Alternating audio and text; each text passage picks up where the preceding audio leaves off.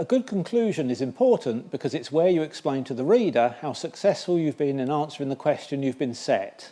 Typically, the conclusion will be the last paragraph of your assignment and should be about 5% of the overall word count. Rather than the obvious "to conclude," a good way to start your conclusion is to restate the question you're attempting to answer. For example, this essay set out to identify the main issues raised by students using generative AI in their written assignments. You should then gather together the main points that you've made within the body of your essay, summarising rather than just repeating yourself. For example, what it has revealed is that the use of Gen AI is now widespread at the planning, researching, drafting and editing stages of written assignments. Furthermore, it found that most students are unaware of Gen AI's limitations and hence place far too much trust in AI-generated content.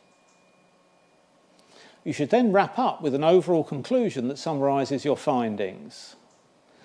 For example, while it is clear that Gen AI has been adopted by many students because of its perceived usefulness, it may actually be undermining the quality of their written work. Sometimes, and especially with a topic that's ongoing, it's useful to include another sentence that indicates the need for more research or suggests that while you're giving a good answer for now, things might change in the future. For example, with Gen AI becoming such a dominant factor, it remains to be seen if the central role of the independently researched and written assignment in higher education will need to change. So there you have it. How to write a convincing conclusion. Restate the question, summarise your main points, give your overall conclusion, and then possibly a looking forward statement.